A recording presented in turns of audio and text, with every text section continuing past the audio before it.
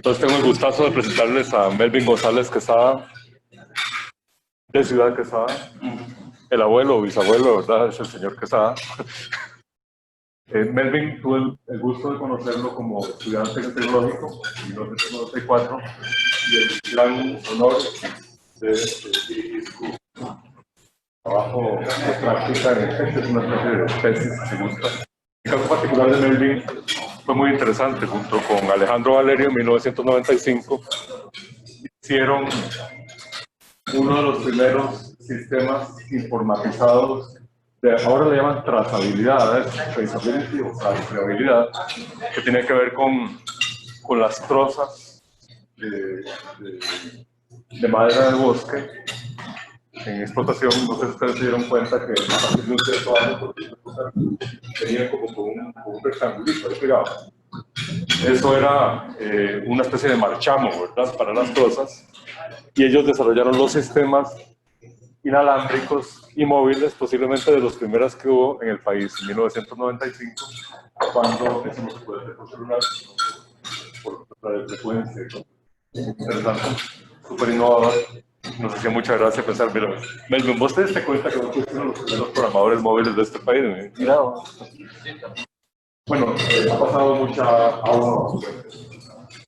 Melvin ha evolucionado, ha sido director de tecnología, universitarios, trabajó con compañías fruteras internacionales, hizo sus estudios en el TEC, completó sus estudios en el TEC de Ingeniería de Computación, luego hizo maestría en Administración de Empresas también en el TEC, tiene especialidades en proyectos y en outsourcing también del INCAE en este caso, y le correspondió introducir la gestión de servicios de TI en una compañía frutera mundial, ¿verdad? Y comenzar con operaciones y al paso de los años ir implantando esto en Costa Rica, en la región y luego mundialmente. Entonces, pasó por donde asustan y junto con el equipo de trabajo logró ponerlo en operación. Entonces, nos reencontramos hace, no sé, unos 10 años, por ahí, tal vez, después de tiempito de no vernos. Y fue a raíz de una tesis del TEC, Antonio Matamoros, si no me equivoco, que era una persona que era guiada por Melvin y que estaba poniendo a caminar algunos de estos procesos en la compañía. No era del Monte, posible. Chiquitito. Se me cruzaron. Uno puede insultar si habla de un banano de una marca al de los bananos de la otra marca. Perdón. Bueno, Melvin, a raíz de ese aprendizaje, ha ido por la ruta de la mejora de procesos, la implantación de procesos, la implantación de servicios, operación, gestión del cumplimiento, gobierno de TI y demás. Y se ha certificado en cuánta cosa sale por ahí. Pero su experiencia, dice aquí 70.000 horas, pues se está arrojando, ¿verdad? Efectivas en diseño, implementación, operación y mejora de procesos basados en mejores prácticas. Viene trabajando en esto y desde hace unos 7 años colabora con el TEC como profesor, ¿verdad? De Administración de Tecnologías de Información, de licenciatura. Tenemos 4 colegas del TEC ahora con nosotros acá. Entonces también está contribuyendo a difundir este conocimiento basado en su experiencia en el estudio, tanto en el ambiente educativo universitario como en este ambiente profesional en que estamos nosotros. Le damos muchísimas gracias a Melvin por estar acá, compartir. Creo que a Melvin le gusta que le vayan preguntando a medida que avanzan en la exposición. Y bueno, los dejo con su público. Permiso. Muchas gracias, Ignacio. Perdón. Comercial. Dale, no me pegué a hacer.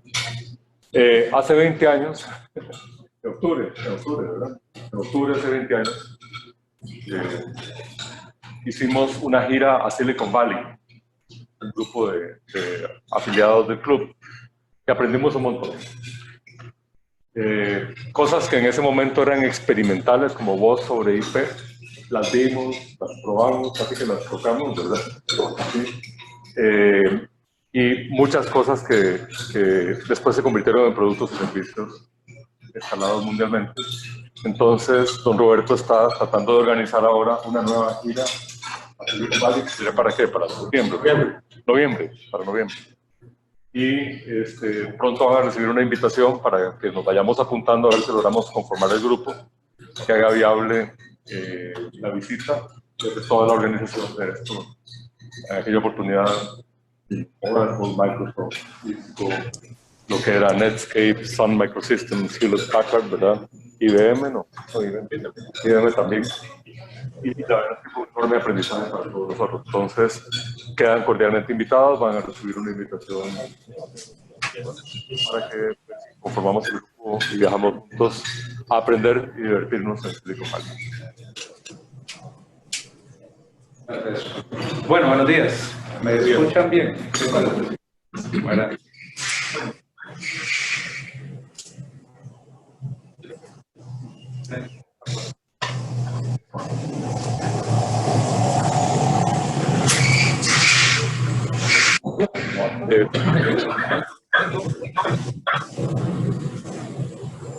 Ponerlo en mute.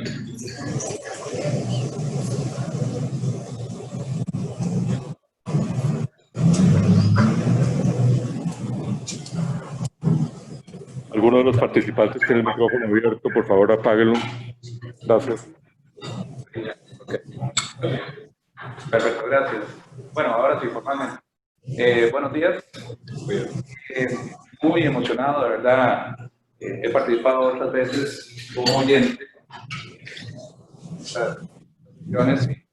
Y de verdad honrado de que se me haya invitado a conversar un poquito sobre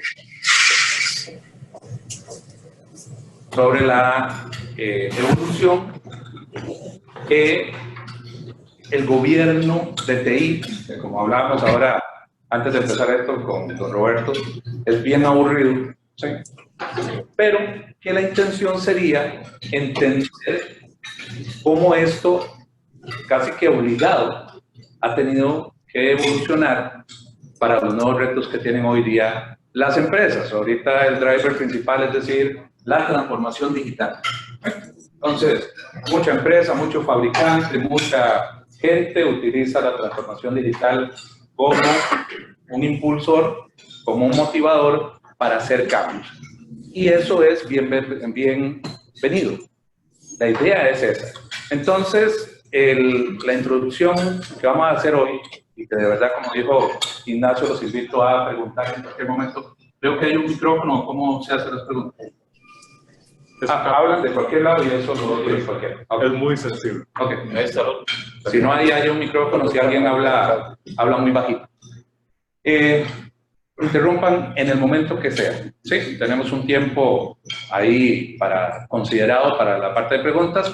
Y pues básicamente la intención hoy es explicarles cuáles son los motivadores, cuáles son los cambios principales que tiene el gobierno y la gestión de TI.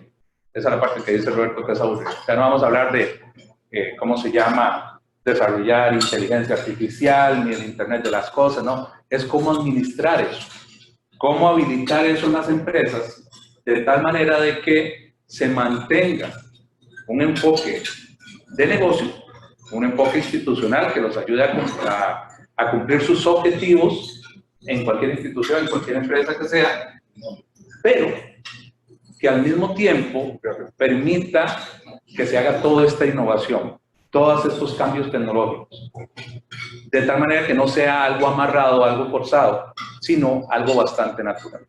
Entonces, el título, como ustedes pueden ver, dice la evolución del gobierno y gestión de TI para soportar la transformación digital de las empresas. Breve descripción, que don Ignacio me hizo el favor de contarles un poquito de mí. Para efectos prácticos, pues ya tengo, bueno, ya cuesta a darle cabeza a eso, 17 años ya ¿verdad? Cada uno que escucha tanto tiempo. 17 años ya en estos temas de gobierno y gestión. De hecho, arranqué con la versión 2 de ITIL. Algunos de ustedes tal vez estudió eso, ¿verdad? Por allá en el 2002, 2003.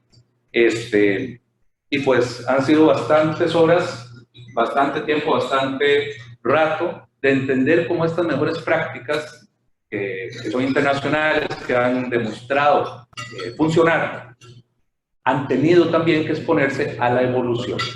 Entonces, bueno, también, como decía Ignacio, tengo ya 4 años, 5 ya voy, para ser profesor del tecnológico, en la licenciatura en Administración de TI, lo cual hace mucho sentido, siendo que soy ingeniero en computación y máster en Administración de Empresas. Entonces, pues esa era un área de la TI que me ha apasionado toda la vida.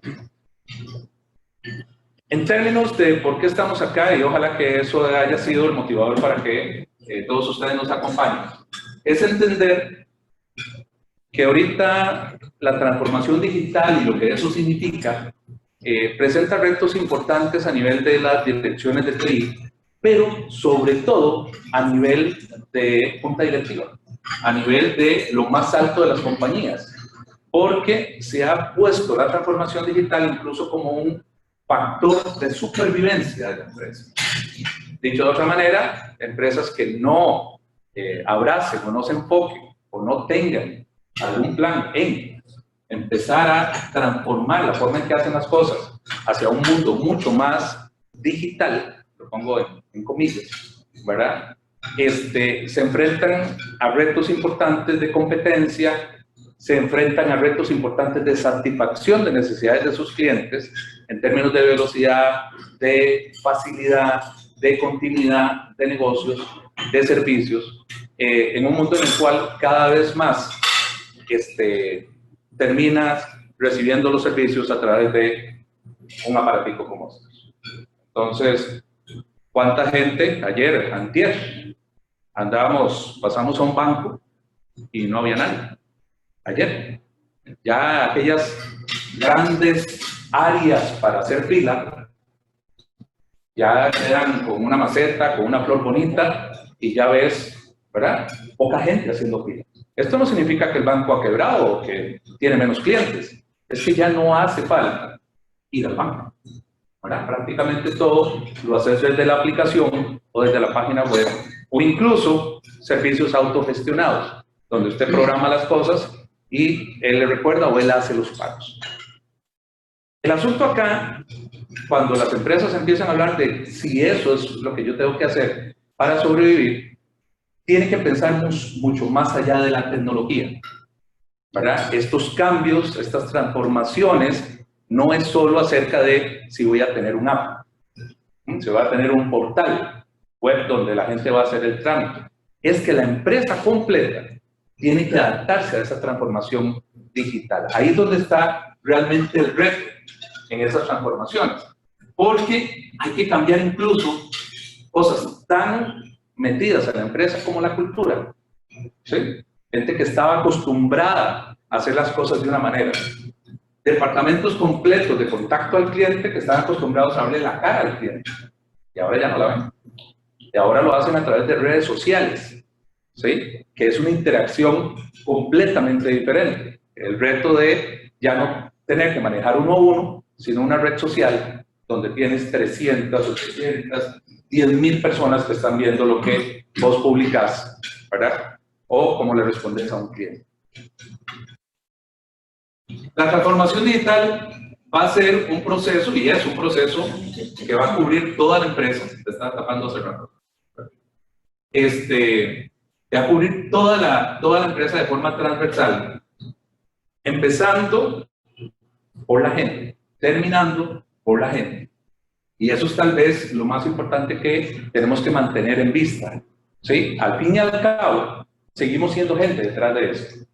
Ahora, por supuesto que estamos hablando de un componente fuerte de tecnología, en la cual me va a habilitar que los servicios que mi empresa da, o los productos que yo desarrollo como empresa, pues sean soportados a través de toda una red de valor basada en la tecnología o soportada por la tecnología.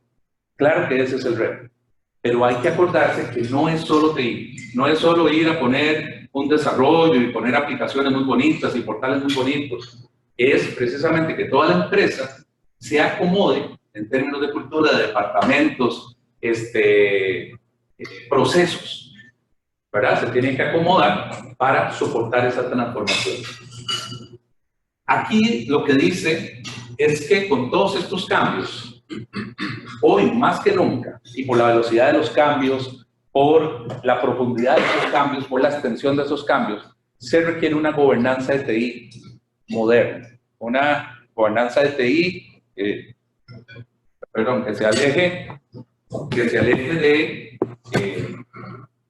de ese gobierno tradicional, ¿sí? Tipo junta directiva, que estaba ahí y se reúne una vez al mes y dice para dónde va la cosa, y después de ahí pues hay un monitoreo. Ahora prácticamente hay que estar constantemente evaluando, obteniendo retroalimentación de cada cosa que usted hace para hacer ajustes relativamente rápidos, de tal manera que usted mantenga la entrega de valor ofrecida. Eso es un cambio completamente radical, digamos, de la forma tradicional de hacer gobernanza, de sentarse, marcar una dirección y una vez al mes revisar cómo vamos. Hoy día no se puede hacer así. Hoy día la tecnología y toda la empresa tiene que entregar la información, entregar los datos para hacer ajustes prácticamente continuos. Al final, lo que nos reúne acá como Club de Investigación en Tecnología es que la tecnología hoy más que nunca tiene que soportar los objetivos de negocio. Aquel concepto de que el jefe de TI o el departamento de informática, incluso como todavía mantenemos en algunas instituciones públicas el centro de cómputo, ¿sí? Eso es casi inconcebible que todavía exista. Y sí hay algunos que son centro de cómputo. Estaba preocupado por cambiar los servidores, por comprar más memoria. Estaba preocupado por pasarse a categoría tal de cableado. Hoy día eso no puede ser. Hoy día la dirección de TI, el enfoque de TI en la empresa es a nivel empresarial, es hasta arriba, forma parte del gobierno corporativo. Esto significa que las direcciones de TI no son del departamento de TI, ¿sí? Entender cuáles datos dan valor, qué información permite tomar decisiones, no es una decisión del jefe de TI. El jefe de TI no puede estar aislado ya más de la dirección estratégica de la empresa. Ya no puede ser esa persona que está debajo del subgerente financiero, administrativo, por allá abajo metido, creyendo que lo que hace TI es arreglar computadoras o soportar la red, sino que realmente tiene que formar un rol estratégico en cómo la empresa no solo está transformándose, sino cómo opera día a día. El nivel de competencia, el nivel de exigencia de los clientes obligan a que eso pase. Cuando hablamos de gobierno empresarial, y yo lo puedo dejar hasta ahí y le quito la TI, ¿verdad? Si yo hablo de gobierno empresarial, se basa en entender mucho cuáles son las necesidades de todos los stakeholders, de los que están involucrados en la cadena de valor, que vamos a hablar más adelante de eso. Entender esas necesidades, entender si tenemos clientes, cuáles son sus necesidades, entender que tenemos nuestro propio, como empresa, tenemos nuestro propio meta. ¿Sí? A veces es algo tan banal como ganar dinero. Otras veces es trascender, otras veces es dejar un legado. Pero además hay que acordarse que no estamos solos, esto es un ecosistema. Entonces, tienes agencias reguladoras, tienes socios comerciales, tienes proveedores, tienes Hacienda, ¿sí? Y todo esto tiene que trabajar en un ecosistema. Olvidar o ignorar a alguno de esos stakeholders no va a hacer que desaparezca. Lo que va a pasar es que en algún momento, más bien, ahí es por donde le va a doler. El gobierno empresarial, le voy a meter ahí, pero aplica exactamente para el gobierno corporativo, el gobierno empresarial, es precisamente el que se encarga de asegurar la sostenibilidad de la empresa, el alcance de los objetivos, es marcar la dirección para entender, ¿verdad?, qué son los cambios que hay que hacer en la empresa para asegurarle que siga su crecimiento y su continuo logro de objetivos. El concepto de creación de valor, que es prácticamente sobre lo que se va a tratar esta disertación, tiene que ver con precisamente enfocarse en entender los resultados, eso si quiere lo subrayan, ¿verdad?, lo meten ahí, es generar los resultados que las distintas partes interesadas están buscando obtener. Si yo estoy en el Ministerio de Hacienda, lo más seguro lo que me interesa es que paguen impuestos, ¿sí? Que cubran o que cumplan las cargas tributarias. Y ya, es todo el interés que yo tengo en esa cadena de valor. En otros es satisfacer a los clientes. ¿Cómo satisfago al cliente? Con una sonrisa. El cliente, logramos que el cliente sonríe. Y ese es el resultado que andamos buscando. Entonces, entender estos resultados es un reto enorme para las empresas, porque precisamente el objetivo de un gobierno empresarial de TI es la creación de valor. Ahora, la información y tecnología van a ver ya no en el tradicional TI, sino ahora es información y tecnología, son de los términos que han cambiado con respecto a las últimas versiones de los marcos que vamos a ver hoy. Le da un carácter importante, relevante a la información en sí sola. Y la tecnología también, que soporta cómo esta información se crea, se transforma, se distribuye, se custodia, se protege e incluso se elimina, se descarga. Dada esta centralidad que tienen las empresas y la dependencia que tienen en la información y en la tecnología, es importantísimo que el gobierno empresarial de TI sea parte integral del gobierno corporativo o del gobierno empresarial. Tener eso separado, como ha pasado en algunos lugares, tener un comité de informática que realmente lo que hace es que un gerente financiero, un gerente de operaciones llega a huir y pedirle rendición de cuentas al gerente de TI, eso ya no aplica, ¿verdad? Eso no es un comité de informática. Un comité de informática tiene que estar preocupado de eso. Ahora, ¿cómo se genera valor?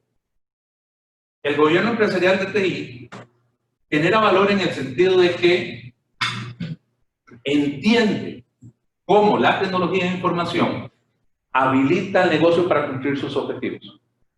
Suena una fórmula simple, ¿verdad? Es así, no tiene ningún secreto detrás de lo que están viendo ahí en la pantalla. O sea, simplemente el gobierno empresarial de TI entiende el negocio, ¿sí? No estoy hablando del departamento de TI, estoy hablando del gobierno empresarial de TI, entiende el negocio, entiende lo que quiere hacer, entiende los retos, no solo internos del negocio, sino de su mercado, de su competencia, de las tendencias a las cuales ese negocio tiene que trabajar. Y lo que hace es crear valor. Ese es el objetivo y es como un buen gobierno de TI va a ser evaluado. Ahora, esta creación de valor o el concepto de creación de valor se resume en lograr los beneficios para todas estas partes interesadas. Y este logro de beneficios, voy a enfatizar en eso por última vez, viene de entender quiénes esperan esos beneficios. Si yo solo estoy pensando en los usuarios finales o en mis clientes finales, estoy equivocado, ¿verdad? Porque la empresa misma, sus empleados, sus accionistas, sus gerentes, sus socios de negocio, también tienen intereses ahí. Y yo tengo que crearle valor a esas otras partes interesadas, porque si no, pues alguna en algún momento va a decir, pues ya no me interesa estar aquí. Y eso nos puede afectar incluso la entrega de valor a clientes. Entonces, este logro de beneficios se aterriza en crear servicios y soluciones aptos para el propósito. Y esa es la clave. Por eso es que en la disertación de hoy vamos a ver cómo vamos a salir del gobierno de TI y vamos a bajar a servicios, que esa es la etapa, digamos, en el tiempo actual, en la revolución 4.0, es donde más énfasis estamos teniendo, donde hay servicios. Y ahorita conversamos de eso. Pero este logro de beneficios no es gratis y no es a la libre, ¿sí? Para que se genere valor, y esto lo vamos a mencionar varias veces durante la mañana, yo tengo que optimizar el riesgo. Cosas que a veces en la TI tradicional dejamos de lado o no le ponemos mucha atención, ¿verdad? Estamos preocupados por generar código, por generar alguna aplicación que funcione, pero dejamos de lado el tema de optimización del riesgo. Lo interesante de la optimización del riesgo, fuera de lo que tal vez algún gestor de riesgo que haya en la audiencia podría dar una explicación muy formal de gestión del riesgo, es entender que la idea de gestionar ese riesgo es enfocado en que se preserve el valor. Es decir, si nosotros empezamos a hacer gestión de riesgo que amarre tanto que cierre tanto, que proteja tanto a la empresa de riesgos, es muy posible que al final no entreguemos el valor que estamos entregando o que queremos entregar. Entonces, el enfoque de la optimización del riesgo se refiere a habilite, preserve el valor, proteja, ¿sí? Cúbrase para asegurar de que esa entrega de valor sea permanente. Pero enfóquese en que el riesgo no es en sí mismo el objetivo, o la gestión del riesgo no es en sí mismo el objetivo. Va a depender de la entrega de valor. Entonces, el apetito del riesgo ajustado para cada una de sus organizaciones tiene que pensar en esa entrega de valor primero. Si yo me asusto demasiado, si yo quiero atacar cualquier riesgo, por pequeño que sea, eventualmente me enfoco tanto en eso que me olvido para qué estaba el negocio, para qué se quería generar este valor. Lo otro que tengo que tener cuidado es con la optimización de los recursos. Es innegable, no importa si usted es una ONG, si es una sin fines de lucro, si es beneficencia, si es una organización del Estado. Al fin y al cabo, usted no puede trabajar en bancarrota, usted no puede trabajar en déficit. ¿Sí? Entonces, sin importar. Señor. Perdón, cuando usted habla de optimización del riesgo, está hablando, digamos, del proceso de identificación, mitigación, eliminación, como un proceso continuo de la... Sí, señor. Sí, señor. Cuyo enfoque va a ser preservar el valor. Cada decisión que usted va a tomar en términos de la gestión del riesgo tiene que cuestionarse, tiene que elevarlo a decir, si yo gestiono ese riesgo, aún así entrego el valor prometido, o ese riesgo más bien me está limitando las capacidades de entregar el valor, ¿verdad? Porque entonces ahí todos ustedes han oído de retos que tiene el sector público costarricense, demasiada burocracia, muchos controles para protegernos, pero entonces al final eso causa tramitología excesiva, ¿cierto? Y no se entrega el valor. Al fin y al cabo, lo que el ciudadano quería, que era obtener la cita rápida o que le resolvieran un tema rápido, por todos los controles que llevan, no entregan ese valor. Y deberíamos de entender ese riesgo como parte también que viene presionando el proceso de transformación. Sí, señor. Sí, señor. Porque al fin y al cabo, vean el proyecto que tiene ahorita el presidente, ¿verdad? Que acaba de anunciar de la optimización de trámites o reducción de trámites o agilización de trámites. Toda la resistencia que va a encontrar eso, porque todo el mundo cree en eso. O sea, yo no creo que haya alguien con dos dedos de frente que diga, no, yo quiero un trámite más complicado. Sería más bonito. ¿Verdad? Nadie va a pensar de esa manera. ¿Dónde está la resistencia a eso? Control. Pérdida de control.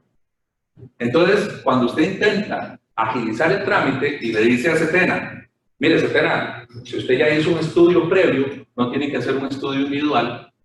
Y entonces dice, bueno, hace sentido. Sí, hace sentido. No tengo que ir a hacer. Si ya analicé toda esta zona o ya analicé tal cosa, y tengo medidas que pueden manejar eso, no tengo que ir a hacer eso individual. Se reduce la tramitología, ¿verdad?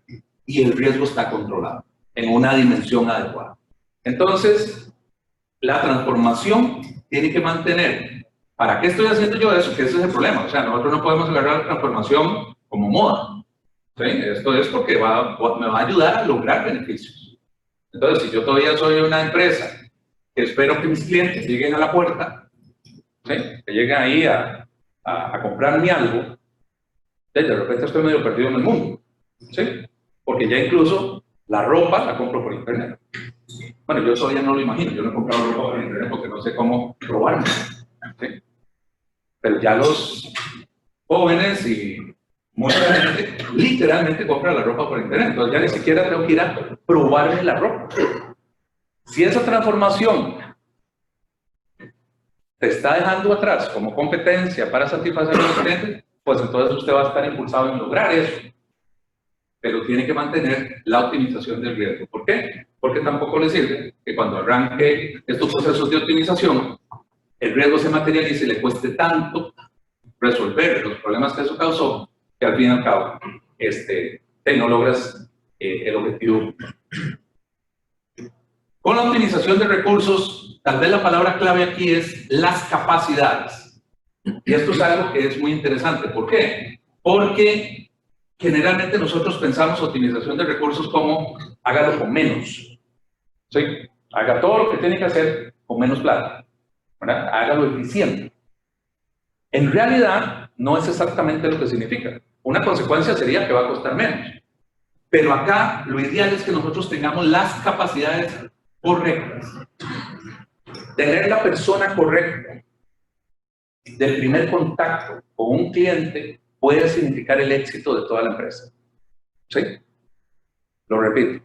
Si yo llamo, si yo contacto por chat, por teléfono, por correo, por servicio al cliente, la persona que me atiende puede hacer que yo inmediatamente le dé next en el Google a la siguiente empresa que me salió en la lista. Llamé a esta gente, no me saben ni atender en la primera, ¿cómo son de ahí para atrás? Que ni siquiera me pueden atender bien en la primera. Busco en la búsqueda de Google y digo, yo, bueno, esa fue la primera, voy con la segunda. Así de fácil podemos cambiar una decisión de compra.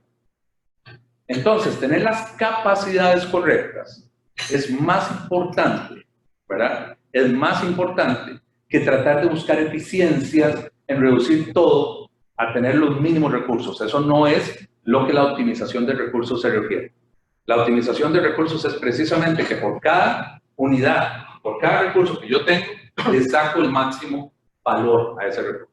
Si yo tengo un buen service desk, una buena mesa de servicio, ¿sí?, que resuelve la mayoría de las situaciones cuando alguien lo contacta, eso tiene un valor mucho más alto, no solo en términos financieros, que la mesa de servicio, digamos, sale más barata que un técnico de segundo o tercer nivel, ¿sí?, sino que además aumenta la satisfacción del cliente. ¿Por qué? Porque fue resuelto prácticamente de inmediato. Incluso usted quiere eliminar, y son de las tendencias nuevas, usted quiere eliminar el soporte por personas. Ya ustedes a lo más seguro han interactuado con chatbots, ¿cierto? Con inteligencia artificial. ¿Cuál es su problema? Y el aparatico, el software, la inteligencia artificial te dice, ah, bueno, sí, para eso tiene que ir al menú tal y escoger tal y vámonos. Entonces, incluso ese soporte primario, ese soporte básico, ya incluso lo estamos dejando en robots, en inteligencia artificial. Y eso es optimizar, eso es liberar a la gente para que haga cosas mucho más intelectuales como el diseño, como la mejora, como la resolución de problemas. Muy bien.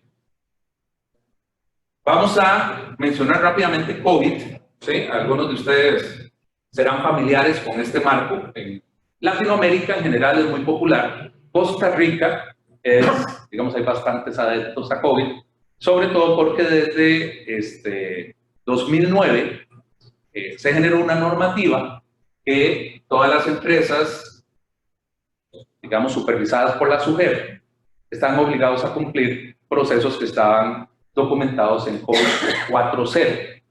Esa era la versión que teníamos por aquellos años. En el 2017 salió un nuevo reglamento de la CONACYT que ahora obliga, no quería usar esa palabra, pero la verdad, obliga a todas las empresas supervisadas por todas las 4 superintendencias, SUGEVAL, SUGESE, SUGEN y SUGEP, a todas las empresas supervisadas a adoptar ese reglamento de gestión de TI, así se llama, reglamento de gestión de TI, que está basado en COVID-5. ¿Sí? El COVID-5 salió en el 2012. Acá, como ustedes pueden ver, ese logo dice COVID 2019. ¿Sí? Entonces vamos a hablar un poquito de esta evolución y por qué hay un nuevo cambio de versión alineado con lo que estamos conversando. COVID es un marco para gobierno y gestión de TI cubriendo toda la empresa. Tal vez esa es la característica clave de COVID. ¿Sí? Es un marco integrador. Es un marco que cubre la TI empresarial de extremo a extremo. No importa si es a nivel de toma de decisiones estratégicas, no importa si es a nivel de la actividad operacional más simple. Eso es la visión que tiene COVID. Que en realidad, otros marcos como IT for IT tienen una visión integral. Hay otros marcos mucho más especializados en cierta área o disciplina de conocimiento. La idea es manejar los activos a favor de la empresa, todos estos activos, de tal manera de que al final no importa en qué área esté usted en la empresa, no importa qué actividad, en el organigrama, en los roles que usted tenga, en las cadenas de valor, esta TI empresarial lo considere, lo cubre, lo tome en cuenta. Esto incluye al departamento de TI en sí mismo, que curiosamente muchas veces hacemos muchas cosas de TI para afuera y para adentro no estamos haciendo las cosas que hay que hacer. ¿Okay? Esta es una historia rápida, no me voy a detener mucho acá, de la evolución de COVID. Nace en el 96, ¿sí? Nace en el 96 con un enfoque fuerte de auditoría, ¿sí? Entonces servía para auditar sistemas o auditar, digamos, las aplicaciones de negocio. Ese era el enfoque. Y de hecho todavía pues, se mantiene bastante ese enfoque, al punto de que la mayoría de los auditores en el país de sistemas usan COVID como marco de referencia para planificar su auditoría y ejecutar la auditoría, para hacer la recomendación. No voy a recorrer toda la historia, lo importante es que en el 2012, junio del 2012, salió el COVID-5. Realmente, para los que hemos estado en este tema, COVID-5 fue un cambio refrescante, fue un enfoque muy bueno, ¿verdad? Porque se acercaba mucho más a la TI empresarial y se alejaba de la TI pura, ¿verdad? Que era como el enfoque de la versión 4. Aquí ya se movía a pensar en un TI que soportaba la empresa completa, no el departamento de TI. En el 2019, ¿verdad? Bueno, 2018, se anuncia y se libera el COVID-2019. Que el enfoque que tiene este 2019 es precisamente integrar un sistema de gobernanza. Eso es lo nuevo. Ese es el cambio de mentalidad. Alejarse un poquito de un modelo de procesos, ¿sí? De un marco de procesos para entrar en un sistema de gobernanza. Vamos a ver esto. La idea con este sistema, que ahorita les voy a mostrar en la siguiente filmina, es lograr un alineamiento estratégico. Esto se conoce como la cascada de metas de COVID. Y de hecho, para planificación estratégica de TI, ¿verdad? Que tengo una experta por allá. En términos de planificación estratégica de TI, para mí, que he desarrollado varios planes estratégicos, esto es el modelo más simple que yo he visto, ¿verdad? Es una línea recta que yo debería poder recorrer de arriba hacia abajo y de abajo hacia arriba. Dicho de otra manera, si yo tengo una meta de un proceso, cada proceso que usted tiene, ¿verdad? Debería tener meta. Ese proceso, ¿para qué existe? ¿Cuál es su objetivo? ¿Verdad? ¿Cómo mido que está cumpliendo el objetivo? Esa meta yo debería subirla hasta poderla matchar con un objetivo estratégico. Bueno, si no logro hacer ese match, ¿verdad? A lo más seguro estoy perdiendo plata, dinero, tiempo, todo en ese proceso que a lo más seguro bajo la idea Lean me está sobrando. Entonces, esta cascada es extremadamente fácil de entender, no tan difícil de seguir, pero requiere un trabajo muy interesante porque exige entendimiento de la empresa. Entonces, si yo como departamento de TI estaba enfocado en virtualizar, que quería subir el correo a la nube, ahora es complicado porque si yo llego a cuestionar eso, tendría que responderme la pregunta: ¿y cómo la tercerización, o cómo subir a la nube, o cómo virtualizar, me soporta un objetivo de negocio? ¿Por qué lo está haciendo? ¿Verdad? ¿Qué es el interés detrás? Ah, no, es un tema tecnológico. Sí, es una evolución tecnológica. Es que tengo que cambiar los servidores porque ya están obsoletos. Pero entonces estoy tomando la decisión correcta basado en ¿qué? ¿En un enfoque tecnológico o en un enfoque de creación de valor al negocio? Y esto es lo que pretende este alineamiento estratégico. Entonces, un ejemplo muy simple, esto podemos desarrollarlo bastante. En el Balance Scorecard de la empresa, ¿sí? En el cuadro de mando integral, generalmente aparece el tema de riesgo y la meta es tener un riesgo empresarial administrado, gestionado, controlado. ¿Sí? Eso viene de junta directiva, desde arriba. ¿Okay? Vamos a operar con un riesgo gestionado, en el apetito de riesgo empresarial. Eso debería bajar en una meta de alineación que sería aquí, ¿verdad? A riesgos de la información y tecnología que estén gestionados. Eso significa seguir la metodología de riesgo, identificar el riesgo, analizar el riesgo y tratar el riesgo, ¿verdad? Entonces, la meta-alineación es que todos los riesgos relacionados a la información y tecnología hayan sido identificados. Entonces. Pero esto me va a bajar, ahora sí ya estamos en un término específico del gobierno de TI, asegurar que los riesgos relacionados a la información y tecnología no excedan el apetito del riesgo empresarial. Y esto, leerlo está fácil, aplicarlo es un poco más difícil cuando usted tiene que transmitir ese espíritu, esa cultura de gestión del riesgo a un programador, ¿sí? A un programador, alguien que está haciendo código, que está generando un reporte y que no se está dando cuenta que al tirar ese reporte está abriendo una oportunidad de un ataque o de divulgar información confidencial, ¿sí? Y no lo pensé a ese nivel porque generalmente no permea a ese nivel. Entonces, estas metas o estos objetivos de gobierno y gestión van a ser mucho más específicas, pero deberían poder devolverse hasta machar común, hasta pegar con un objetivo empresarial. Una métrica nada más ahí, de muchas, que podrían ayudarme para medir esto, es el número de incidentes significativos relacionados, es decir, que ya hubo un fallo, relacionados con el tema de riesgos que no fueron evaluados o no fueron identificados en su momento. Señor, sin el ánimo de descarrilar la exposición, pero ¿cómo se mide el apetito de riesgo? Es interesante. Vamos a ver. Al final es una fórmula financiera. ¿Sí? O sea, termina en dólares. Si hay algún experto en riesgo, yo no soy experto en riesgo. Esa es la pregunta, perdón. Pues, ¿cómo se mide el apetito de riesgo? Entonces, al final, yo no me sé perfectamente la fórmula, pero todo esto es un tema de que le pones un dinero, ¿verdad? Entonces, usted dice, bajo estas, ¿cómo se llama? Bajo estas condiciones, esto es lo que estoy dispuesto a perder. La forma que lo hacen es cuál es la probabilidad de que un evento suceda, cuál es el impacto que el evento sucede. Y ustedes se van a ver valor, ¿verdad? El problema es con los eventos que nunca han sucedido. Bateamos. Sí. Bueno, y otra vez, la lógica es que batear es mejor que no hacer nada. Sí.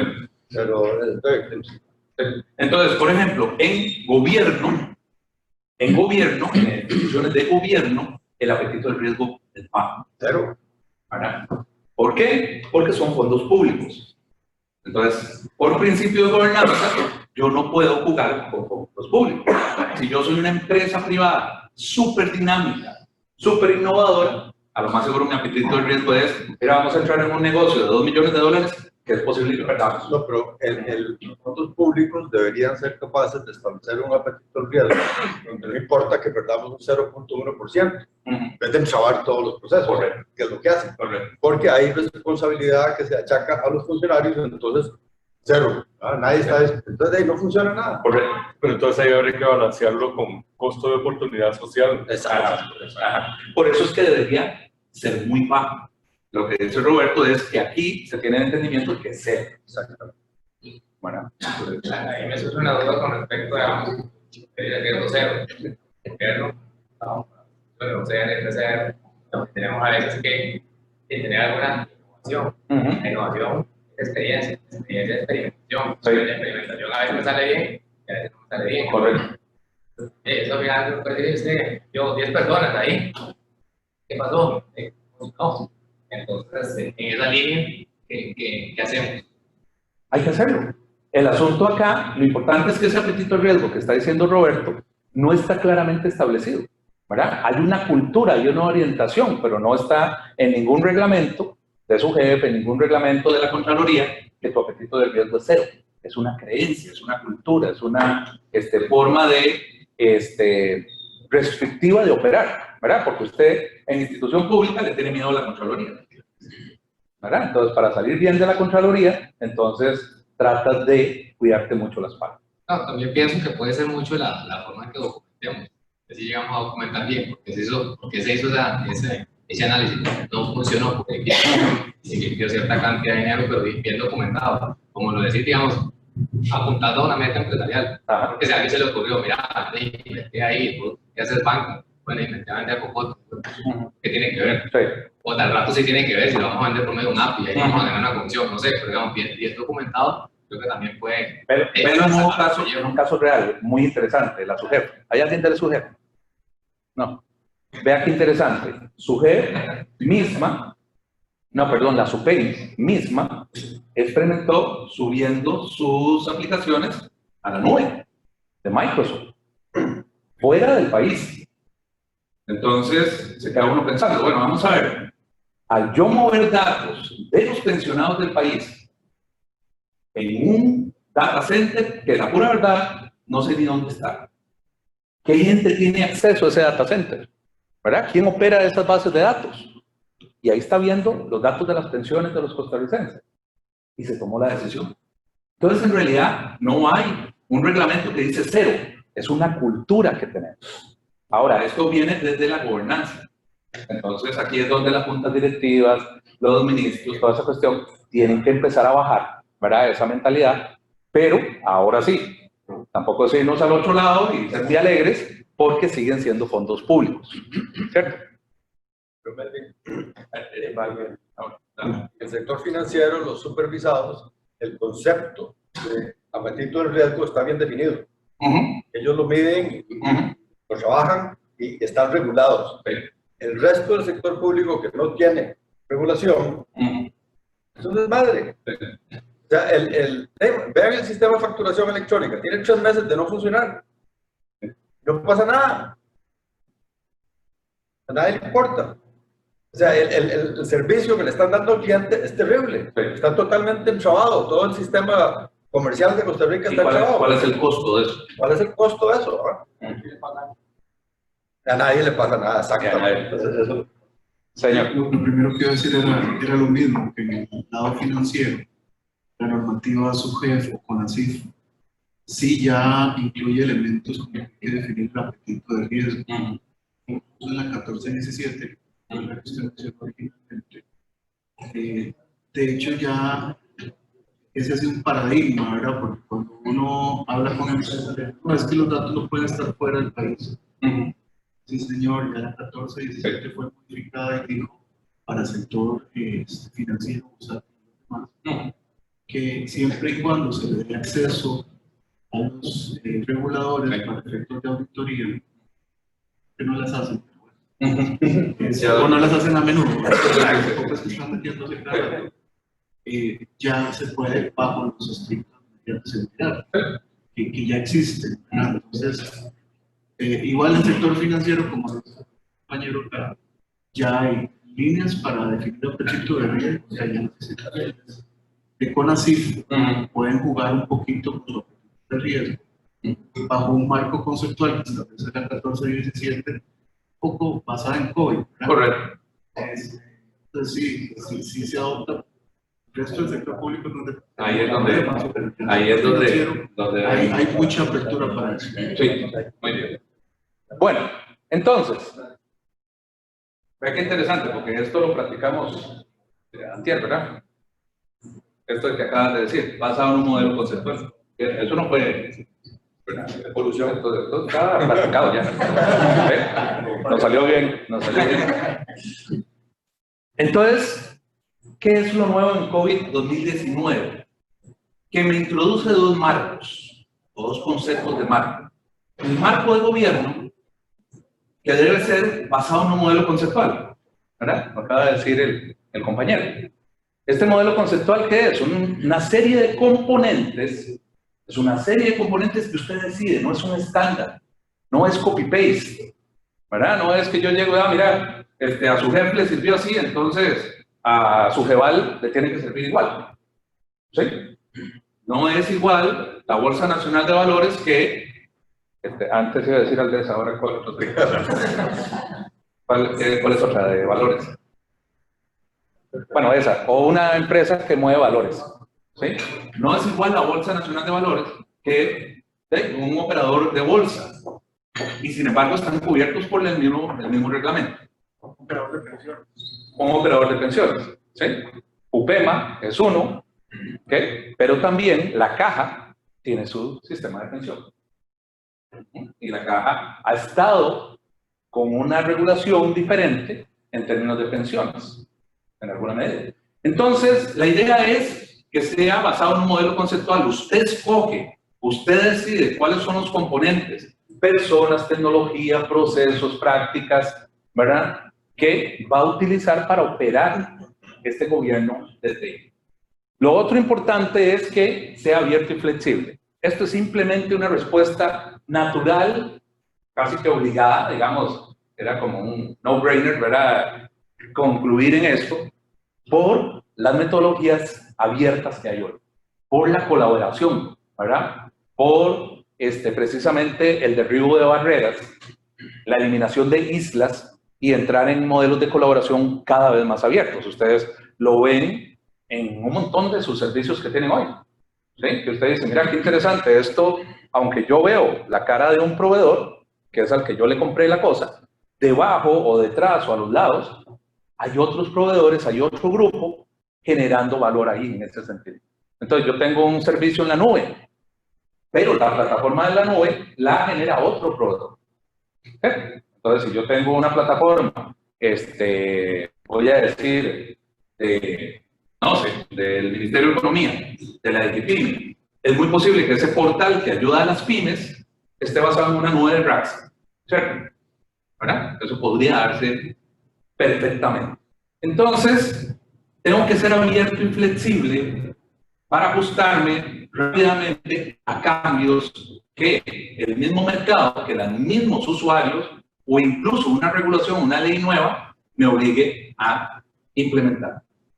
Finalmente, y esto lo mantiene de la evolución natural que ha tenido COVID, es que esté alineado a los principales estándares. A mí, digamos, bueno, yo llevo rato en esto, pero mucha gente hemos llegado a conversar y dicen, no, es que nosotros no estamos implementando ITIL, o no estamos implementando ISO 27000, nosotros estamos implementando COVID. Lo curioso es que de COVID no hay un solo proceso de COVID, ¿sí? COVID no es autor de ninguno de sus procesos o de sus prácticas. Todas están basadas en muchos marcos. Entonces, cuando uno implementa COVID, voy a ponerlo entre comillas, el 60% de los procesos o de las prácticas que recomienda COVID son de ITIL. El 60%. Hay otras que son de TOGAF, hay otras que son de gestión de proyectos, hay otras que es de gestión de riesgos, hay otras que son de continuidad, ¿cierto? Entonces, ese es el valor de COVID cuando uno lo entiende. Es un marco integrador. Reconoce que hay mejores prácticas para cada disciplina o para cada área o incluso cadena de valor, que es lo que vamos a ver más adelante. Entonces, esto es esto no es nuevo, esto en realidad viene desde COVID-5, uno de sus principios, pero se refuerza y se sube a nivel de un marco de gobierno. Es decir, que si ustedes forman parte del Comité de Informática o del gobierno empresarial de TI, estos deberían ser principios claros que ustedes van a entender y analizar a ver si aplican a su entorno. Finalmente, algo muy interesante es una evolución que venía de la versión anterior, que es la instalación o la instauración de un sistema de gobierno. Esto es lo nuevo, ¿verdad? Que incluso todos estos componentes que están aquí alrededor del sistema de gobierno son de COVID-5. Todo viene, ya estaba, ¿verdad? Pero ahora se le da una categoría de sistema. Se entiende de que estas cosas tienen que trabajar juntas, no aisladas. Y tal vez ese es el mensaje principal de esta charla, ¿verdad? De esta disertación. Vamos a hablar de sistemas, donde estos componentes ustedes los pueden estar leyendo. Voy a repasarlos por aquello del inglés. Procesos, estructuras organizacionales, eso, departamentos, comités, grupos, áreas funcionales. Principios, políticas, procedimientos, la información, ¿sí? Un activo valioso, la cultura, el comportamiento de la empresa. Imagínense que esto es un principio tan importante que yo podría escoger los proveedores que van a trabajar conmigo solo por una alineación cultural. ¿Sí? Ni siquiera es porque es el más barato o es el mejor del mercado, es porque culturalmente es compatible conmigo. A ese nivel podemos estar teniendo estas conversaciones. La gente, las habilidades, lo veíamos antes, yo tengo que tener las capacidades correctas, la gente correcta en el puesto correcto. Y al final, una sola de las cajitas, una sola de las bolitas, tiene que ver con tecnología. ¿Sí? Entonces, vea qué interesante, porque esto lo que quiere decir es que si nosotros solo pensamos acá en TI, en la infraestructura, en la red, en la aplicación, estamos olvidándonos de otro montón de cosas que hacen que esa tecnología habilite y sirva para crear valor. ¿Se entendió este gráfico? Esto es importante, porque nos abre la mente a pensar que un gobierno empresarial de TI debería tener estos invitados al frente. Haber identificado eso, identificado los retos de cada uno de esos, establecido metas para cada uno de esos componentes. ¿Se entendió? Muy bien. Ahora, esto es solo para mostrarlo rápidamente. Esto se llevaría toda una charla completa de cómo hago yo un diseño de este sistema de gobierno. En resumen, ustedes pueden leerlo rápidamente, pero en resumen lo importante es entender la estrategia de la empresa, pero entenderla, ¿verdad? ¿Qué quiero ser yo? Innovador, decía el compañero por allá. No, yo quiero, ¿verdad? Máxima satisfacción para los clientes. No, yo quiero expansión. Yo quiero simplificación. Yo quiero ser barato, ¿sí? No de mala calidad, pero quiero ser de bajo costo. No, yo quiero crecer, quiero fusionarme. Entender esas ideas para que yo empiece a establecer metas claras, empiece a construir ese sistema pensando en precisamente lo que quiere lograr esta empresa, viendo hacia el futuro. No solo la situación actual, sino hacia el futuro. Al final, ¿qué es lo que vamos a tener? Un diseño de un sistema de gobierno que, si hicimos bien la tarea, debería concluir con un marco de gobierno simple, por más bolitas que vimos ahí, simple y adecuado al contexto de la empresa. No es hacerlo súper burocrático, no es hacerlo extremadamente complejo, es que funcione, es adaptado y es flexible.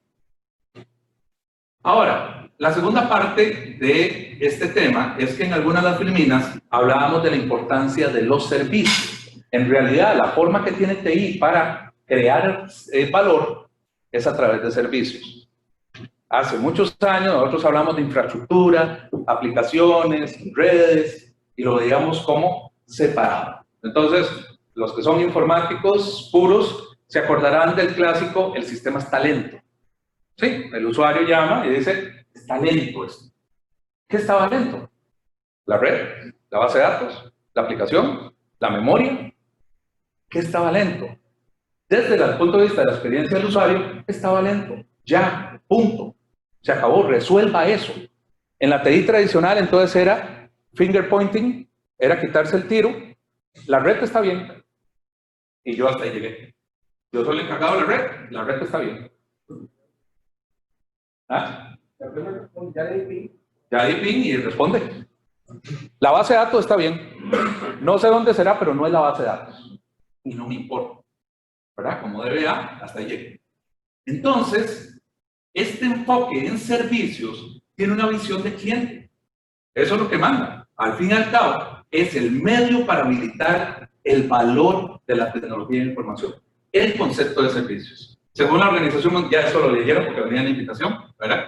Pero según la Organización Mundial del Comercio, los servicios constituyen el sector más grande y más dinámico de hoy en día.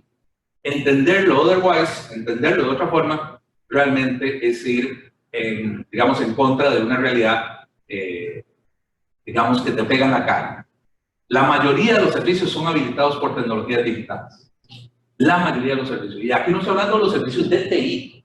Estoy hablando de los servicios empresariales, son habilitados por la tecnología. Entonces, ¿lo quieren ver? Vean sus teléfonos. ¿Sí?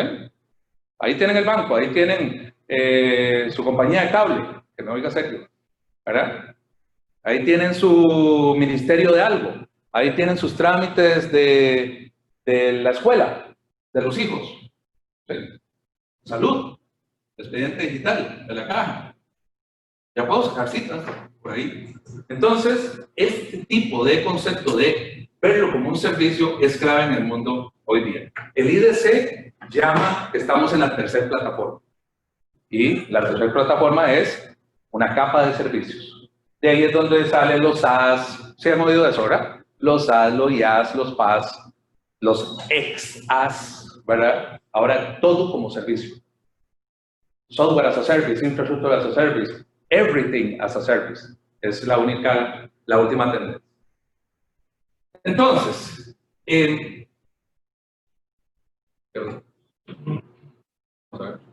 está. Las organizaciones deben balancear hoy día, y ese es el reto que nos presenta, la estabilidad y predictibilidad. Eso es el tema del control y del gobierno que yo tengo que tener, ¿verdad? ¿Se acuerdan? Optimización de riesgo, optimización de recursos. Tengo que manejar la estabilidad y la predictibilidad, pero con una creciente necesidad de rapidez y agilidad. Esa es la clave, y eso es donde tenemos que resolver, y eso es lo que hace un buen gobierno moderno.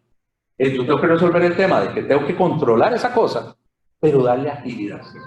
Ya no puede ser esos proyectos de que tengo que pedir presupuesto para dentro de 2 años, y ahí tal vez lo hacemos, y cuando pase por todos los controles, implementamos eso. Eso no lo está aceptando. Bueno, nunca lo hemos aceptado, pero no nos queda de otra. Los usuarios, las agencias reguladoras, la competencia nos obliga a este paradigma. La gestión de servicios también se ha modificado para soportar este reto. Entonces, aquí nos lleva al ITIL 4. Los que hemos estado en ITIL por mucho tiempo, como les digo, mi experiencia personal es desde el 2002, 2003, cuando ya me empecé a meter en estos temas, es que al final no importa la forma en que el usuario lo percibe como un servicio. ¿Sí? No importa, de la forma que lo ve, aunque nosotros insistamos en decirle al usuario, mire, si va a trabajar desde la casa, conéctese VPN. Y hablamos en IT. Obligamos a los usuarios a aprender un término tecnológico. ¿Por qué no le decimos conexión remota o teletrabajo o una cosa así en español? Y aún así, ese concepto del usuario sigue siendo un servicio. O sea, yo sé que llego y los de informática me dejaron un icono que yo le doy doble clic y eso hace algo y ya me aparece la aplicación que yo tengo que usar de la empresa. Entonces, no entiende todo lo que hay ahí detrás. No entiende términos de seguridad, no entiende temas de manejo del riesgo, no entiende manejos de desempeño. No lo entiende. El usuario lo que sabe es que le doy doble clic desde mi casa o desde un internet café al iconito. Eso me abrió una conexión y ya puedo ver planillas o ya puedo ver el sistema de cuentas por pago. El ITIL 4, pensando y entendiendo esta evolución, hay que ubicarse un poquito, digamos, también en el contexto. Ahorita se los voy a dar en la línea de tiempo. La idea es, el motivador principal es que estos servicios, ¿verdad?, se puedan utilizar con la tecnología moderna, con las tendencias modernas. Internet de las cosas, Big Data, inteligencia artificial, realidad aumentada, todas estas tendencias que hay, bajo un esquema de servicios, mantenerlo ahí. Está diseñado para asegurar que ese sistema de gobierno, ITIL y COVID no son hermanos, ¿verdad? No tienen el mismo creador, no tienen los mismos grupos profesionales tomando decisiones ahí, pero hay una evidencia, hay una evidente relación entre ambos, ¿verdad? Porque ITIL no es un marco para gobernanza, ¿verdad? Es más o donde lo que hace ITIL es soportar ese sistema de gobierno. La historia de...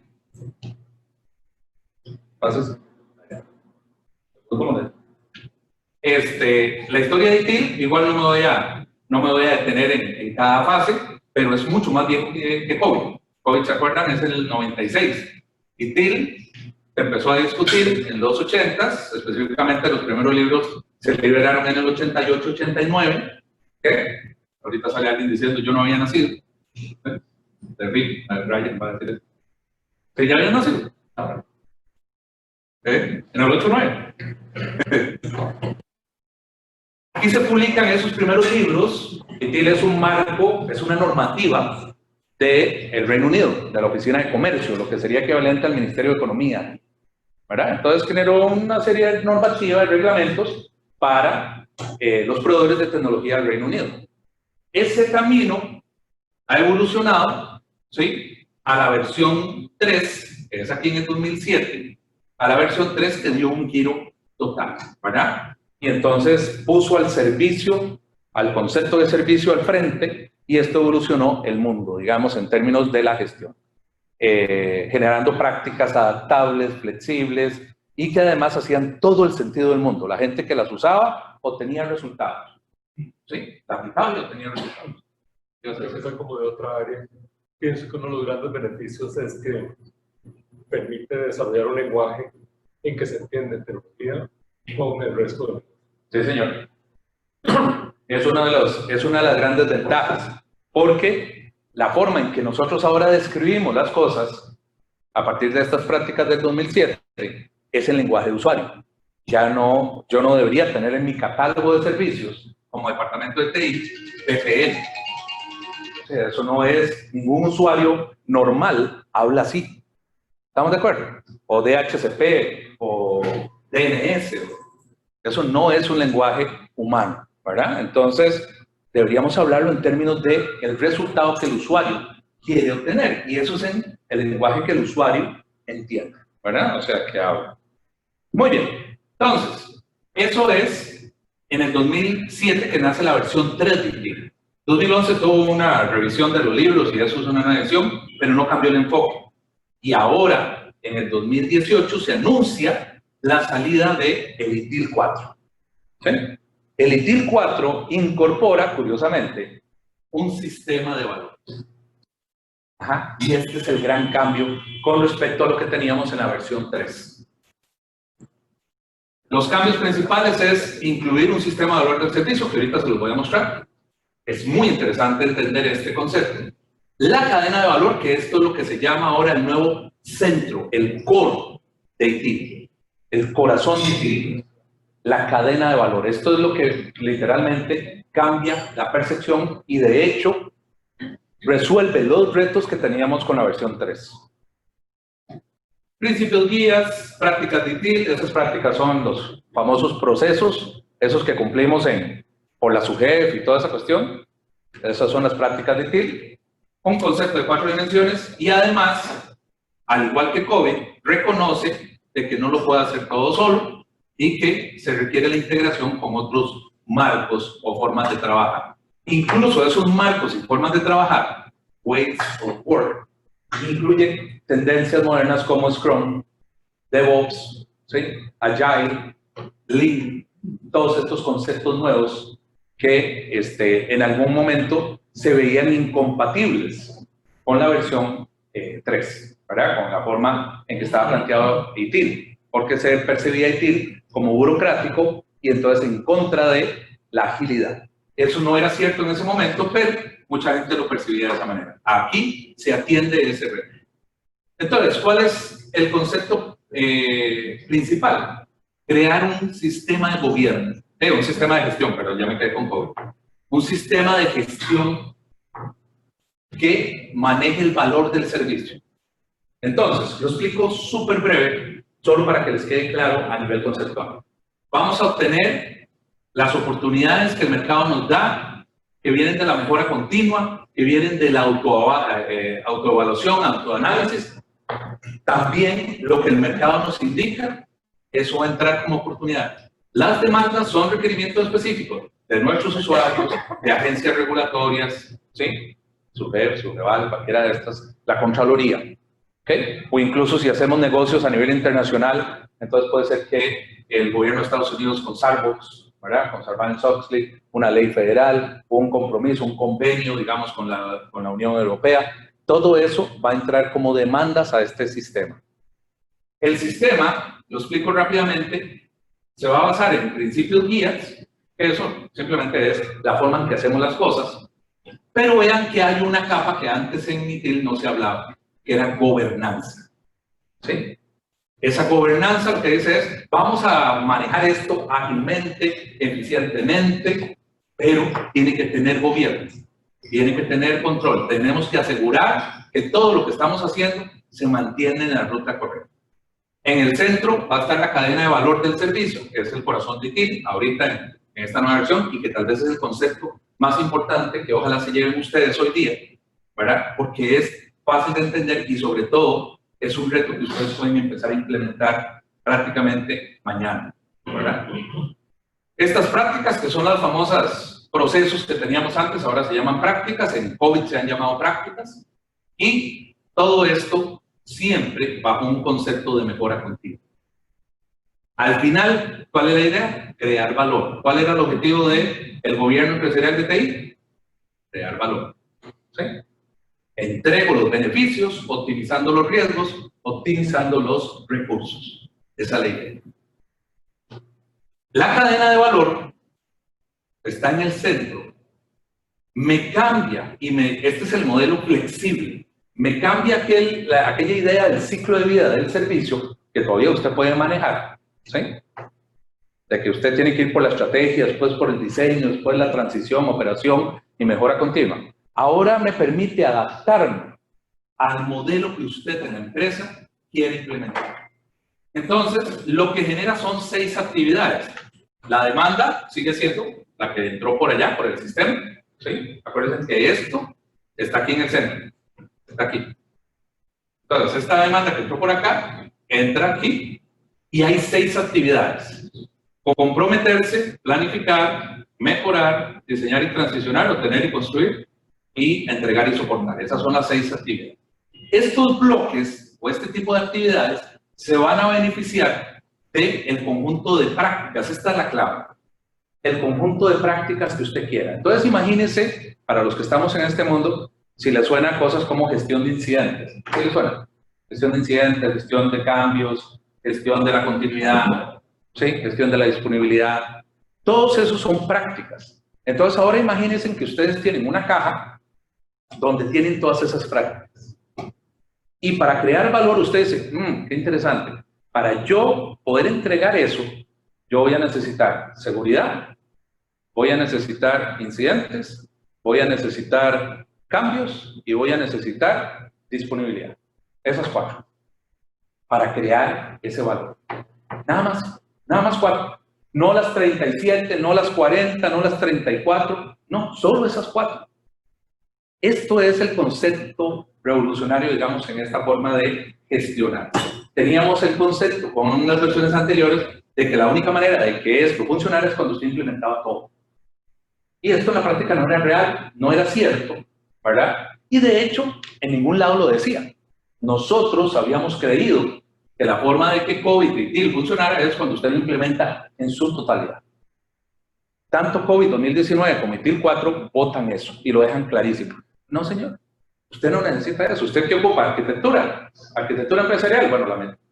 ¿Qué ocupa? Gestión de proyectos. Ok, metemos gestión de proyectos. Y solo para la creación de ese flujo de valor. Para otro flujo de valor, ocupo otras 4 prácticas separadas. El gobierno decide eso la super, porque deje de exhibirlos todos. De hecho, estábamos hablando, ¿verdad, Nacho? Que de hecho lo tengo en proyecto. ¿Sí?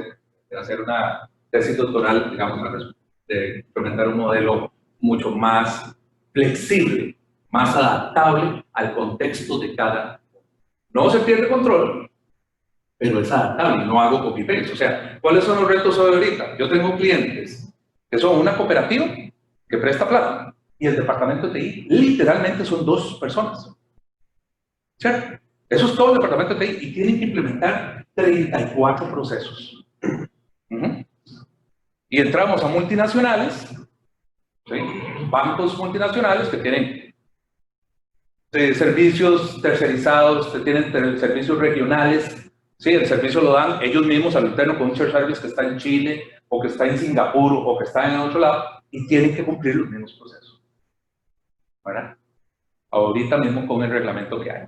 Entonces, definitivamente esto es algo que creo que va a tener mucho valor, porque la idea es que estas actividades usted las acomode. Esto es una guía, ¿verdad? Usted, si al fin y al cabo usted dice, mira, yo no le entiendo y no le veo ningún valor a la parte de obtener y construir. Eso no me suena. Yo desarrollo software.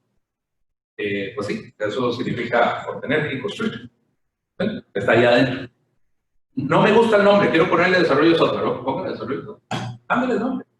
Eso no tiene ningún problema. Es el concepto de que usted, para poder crear valor, para poder generar estos productos y servicios, que no se nos había olvidado el concepto. Al final, un servicio es el medio para entregar valor.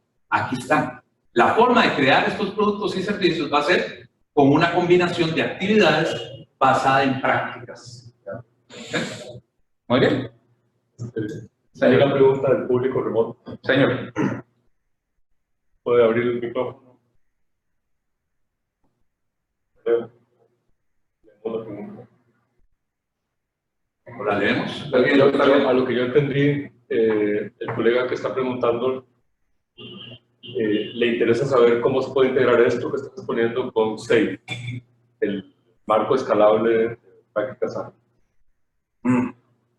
Buena pregunta. No he estudiado SAFe. Entonces me arriesgaría a contestar esa pregunta. Sin embargo, a lo que sí venía preparado era cómo se integra ITIL con DevOps. Tal vez, ¿verdad? Que DevOps es una tendencia basada en ágil, ¿verdad? En una integración continua y una entrega continua. Entonces, tal vez lo que diga acá le pueda servir para esa pregunta. Un ejemplo de estas tendencias, sí, o iba a preguntar, o era exactamente. Una forma de entender cómo esta cadena de valor aplica en el mundo, digamos, en las tendencias actuales, como el caso de DevOps. ¿Cuántos conocen DevOps? ¿Lo han oído por ahí mencionar? ¿Sí? DevOps nace bajo una rebeldía, ¿sí? Una rebeldía contra la burocracia, contra los procedimientos cuadrados, ¿verdad? También nace de algo que es maravilloso, que es eliminar las islas, los silos del departamento de TI tradicional. Y todo lo que dice es, vamos a crear colaboración entre equipos. Entonces, no importa si usted es de infraestructura y yo soy de desarrollo, usted de operaciones y yo soy de testing, al fin y al cabo, lo que estamos entregando es valor. Entonces, se trata de eliminar estos conceptos de islas, de grupos, y se genera más por producto, ¿verdad? Entonces, el Product Owner o el Product Manager se enfoca en asegurarse que ese producto, que incluso vimos aquí en la cajita azul de ITIL, ese producto se entregue y que mantenga vigente su valor en el negocio de forma continua. Por eso es que el modelo de DevOps lo que dice es que yo empiezo planeando, aquí en esta parte de acá, empiezo planeando, hago la codificación, construyo,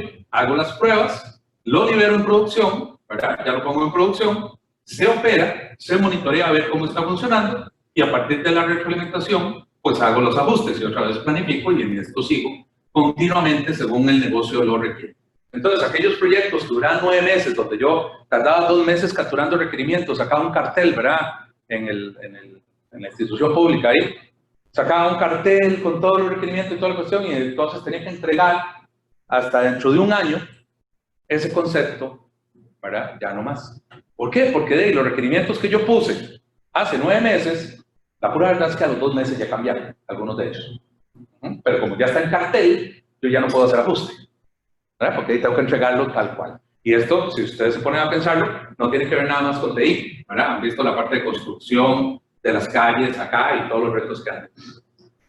Entonces, ¿cómo puedo integrar esto? Vea qué interesante.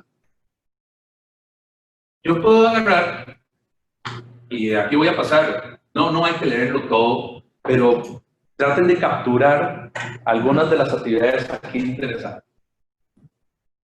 Yo voy a entender, el ejemplo es de una cadena de valor para desarrollo de software. Lo que ustedes quieren, ¿verdad? Entonces vea cómo funciona esto en la práctica. Esto es un ejemplo simple. No hace falta leerlo todo. Lo dice, si les da la velocidad, lo van leyendo. Entonces, nosotros vamos a DevOps, ¿verdad? Y eso usted lo puede manejar con Scrum. En iteraciones, en esos sprints, ¿verdad? Productos, digamos, componentes pequeños en bloques. ITIL va a agarrar y te va a decir, ¿cuál es la demanda? Es la entradita aquí, ¿verdad? Bueno, el director legal y el director de cumplimiento tienen la necesidad de que salga una nueva regulación y hay que satisfacerla en los sistemas que tenemos. Ahí vino la demanda. Ok, perfecto. En la parte de comprometerse, que está aquí, entonces usamos una práctica. ¿Se acuerdan de la caja donde tengo todas las prácticas?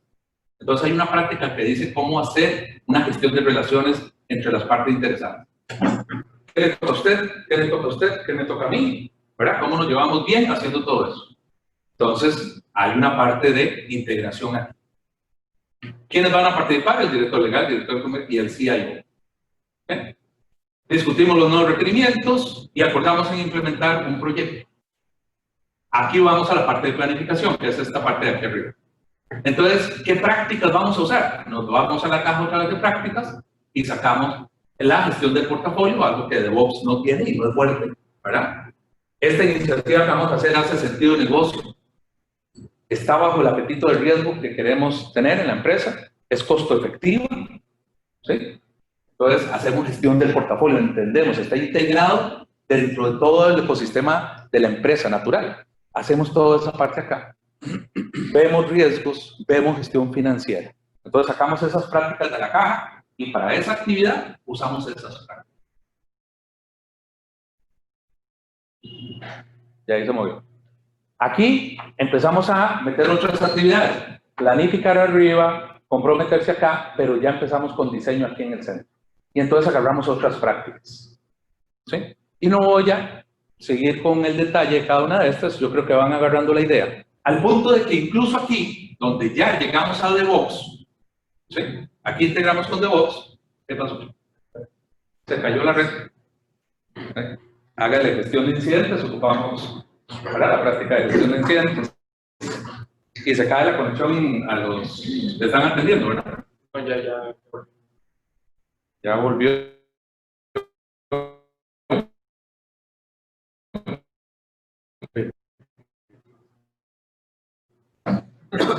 Hay que hacer algo. Compartir. Vamos a hacer esto. Le damos compartir. Acá. Compartir. Cierro acá. Y consultame a la gente si se ve. Ya se ve.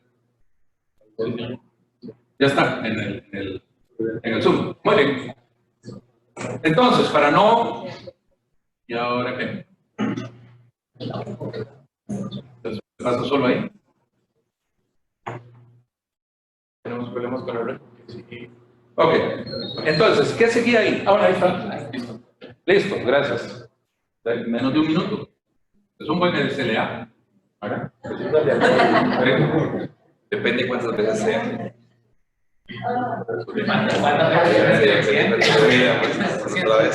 Entonces, vea qué interesante aquí donde está DevOps. E introduce el concepto de que yo ahora, después de haber hecho una gobernanza, ¿la vieron la gobernanza? Evaluar si la iniciativa valía la pena, si estaba alineado con nuestros objetivos estratégicos. Ya pasó eso. Ahora se lo entregamos a DevOps para que con las prácticas de DevOps o con la metodología, la filosofía de DevOps, ¿verdad? Las formas de trabajo, entonces ahora yo puedo empezar a construir ese software. Entonces agarramos prácticas otra vez de la caja y tenemos desarrollo de sistemas, y tenemos testing, y tenemos todas esas cosas, y lo metemos en el backlog, que ya yo no soy especialista en software, hay eminencias al respecto, pero en la parte de desarrollo de software, ya lo meten en el pipeline que dice DevOps, ¿verdad? En el pipeline de integración continua y entrega continua. Entonces, ve qué interesante donde lo meten ahí, todo el código es integrado, entregado, y entonces ahora, ya para terminar, ¿tú me dejas? Bueno, entonces, para terminar con un producto que va a ser revisado, que va a ser validado, de que entrega el valor que se pretende, que tenía que entregar. Y eso ya está fuera de DevOps. Ya eso lo vuelve a tomar unas prácticas de gobierno o prácticas de gestión, al punto de que llega, al final, se entrega el producto, se valida que cumple el objetivo y empieza la mejora continua, donde prácticamente desde la liberación, desde ponerlo en producción, empiezo a obtener retroalimentación. Esa retroalimentación entonces va a lograr que yo genere una siguiente iteración que va a mantener alineados los servicios con las necesidades. ¿Cómo se maneja el tema de la salida? la forma dinámica, sería interesante. Ya tenemos esta iniciativa, de algo que ya viene en el mercado, para que le vamos a aplicar historias de usuarios en el mercado. Vamos a poner ejemplos, cosas ahí que no pueden, pero ¿cómo está el tema de entrada y salida? Tiene que ser con procesos pequeños, digamos, la gestión de procesos pequeños, que tienen, digamos, cierto alcance, pero ¿cómo se maneja ahí? De hecho, el concepto son flujos, de hecho, el término en inglés se llama value streams, corrientes de valor. Entonces, esa corriente de valor es simplemente hablarlo, ¿verdad? ¿Se acuerdan? Mira, esto, si a mí alguien me pidió, por ejemplo, el ejemplo más fácil, yo estoy pidiendo un nuevo empleado y el proceso, la cadena de valor o el flujo de valor es desde que yo como gerente pedí un nuevo empleado hasta que ese empleado empezó a trabajar. ¿Están de acuerdo? Ahí hay TI. Sí, ¿verdad? La respuesta es sí. Tiene que hacerse el usuario, la red, la aplicación, los permisos, ¿cierto? Pero también está recursos humanos en términos de reclutamiento, selección, ¿sí? Evaluación. También está la gente de mantenimiento de edificio. Tiene que darle un escritorio, tiene que darle conexión eléctrica, ¿verdad? Entonces resulta que eso, en lugar de verlo como servicios separados, usted lo ve como una corriente de valor. Las entradas y salidas las vas a ver, si lo pudiéramos ver acá, entre esas actividades que vieron ahí. Entre cada actividad se generan entradas y salidas. Es decir, a partir del compromiso, para hablar TI, salió un SLA. Eso significa que la gente de soporte recibe ese SLA como una entrada. Ahora tengo que operar la cosa de acuerdo a lo que se definió en compromiso. ¿Todas bien? Más o menos cómo funciona. La gestión puede quedar como responsable. La gestión tiene que tener acuerdo ahí. Tiene que haber esta salida para seguir. Correcto. Y eso está bajo el sistema, que ya nos aleja del concepto de procesos, porque entonces el proceso trabaja solito. Eso había que hacerlo cuando no era necesario. Estaba comentando la explicación, porque ya estaba, era la medida, ya no hubo que cambiar nada. Ya era una sesión de 10 de historias de usuario que estamos haciendo aquí. De usuario, ya está listo. Ok. ¿Se resolvió? Ya parece que voy a volver a... Bueno, de todos modos, por el tiempo, ya lo que seguía de esa filmina eran las conclusiones. Entonces, para efectos prácticos y respetar el tiempo, dentro de las conclusiones principales es, estamos en un mundo de agilidad, eso es lo que el negocio está pidiendo, y los sistemas de gobierno y gestión tienen que adaptarse a ese nuevo paradigma. Tiene que ser ágil, tienen que tener control, ¿sí? El balance de eso es clave. Lo otro es que tenemos que entender que hay múltiples prácticas, hay múltiples marcos que nos ayudan a hacer esto. Entonces, pensar en un único marco, yo implemento COVID. No, tengo que tener la idea clara de que yo voy a integrar muchas formas de trabajo. ¿Cuáles usted lo decide? ¿Cuáles usted lo determina? Y al final, digamos como una conclusión importante, es entender que todo esto está basado en la creación de valor.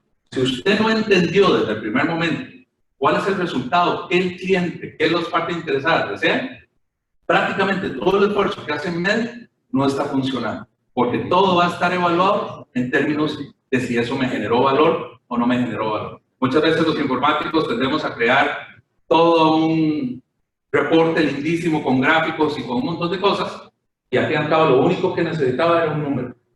Eso era todo. Un cliente mío decía, vea, yo lo que ocupo es un botón rojo, una pantalla con un botón rojo que yo le doy clic y se hace la cosa. Y eso es todo lo que necesito. Muy bien, perdón. Oye, con eso termino. Hay una cosa que me llamó la atención, además de lo que es valor, que pusiste en una misma figura. Una figura, no recuerdo cuál era. Demanda y oportunidad. Sí.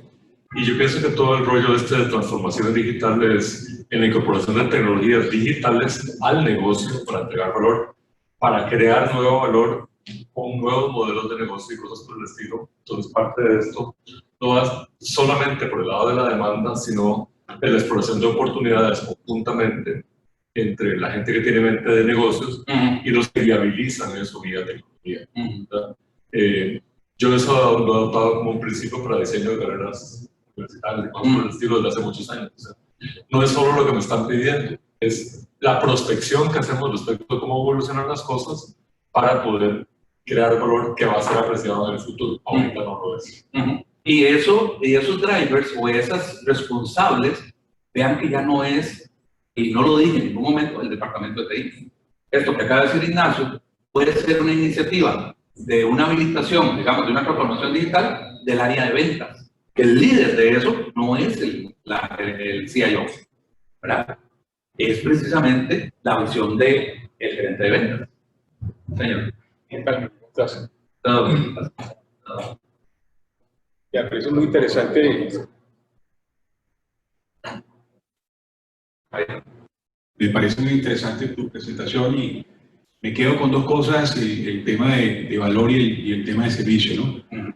Yo vengo quizás de otras latitudes, de otras realidades, no he tenido quizás la oportunidad de tener mucha experiencia en este país con relación a estos temas de Intel y COVID, pero comento una realidad que no sé si aquí también aplique y me gustaría simplemente contrastar contigo que tienes esta experiencia, pero nos conseguimos con áreas de tecnología que están inmersas en procesos de implementación de COVID, donde, por ejemplo, ni siquiera diferencian incidente de petición de problemas y cambios. O sea, no entienden de qué se trata esto, todo lo manejan con un concepto de tickets, con un concepto de caso, y aquí se hace así, ¿no?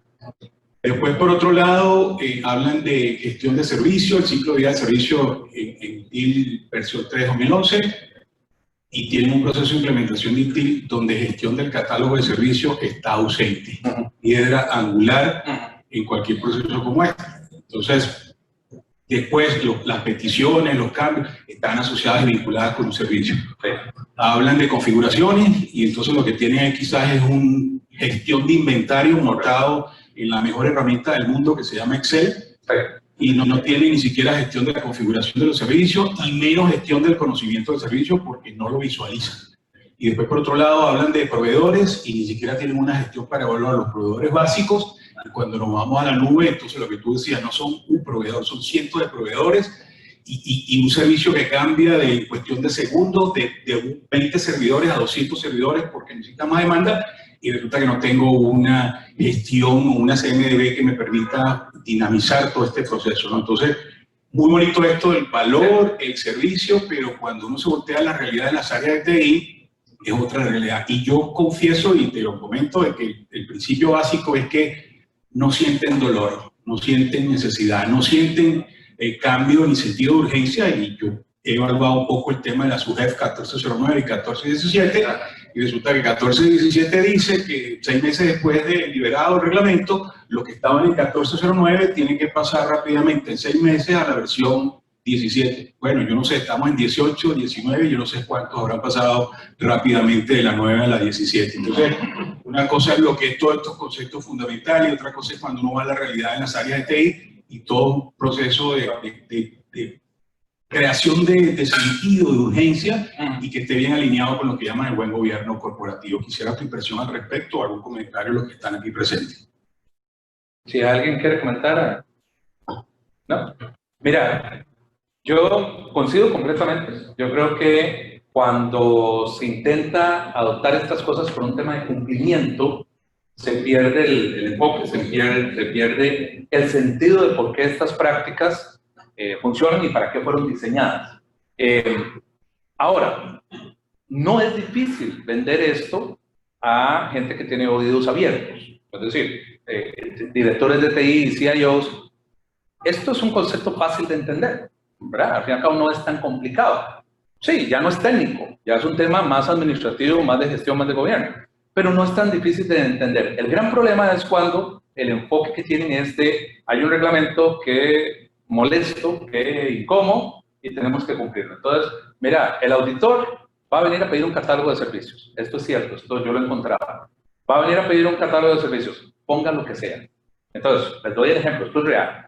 El primer servicio en el catálogo de servicios, porque lo tenían ordenado alfabéticamente, porque se ve muy bonito, era antivirus. Piensen cómo el antivirus es un servicio. No hace sentido por ningún lado. Entonces, se creó un catálogo de servicios para cumplir, no para el entendimiento y la aplicación ahí adentro.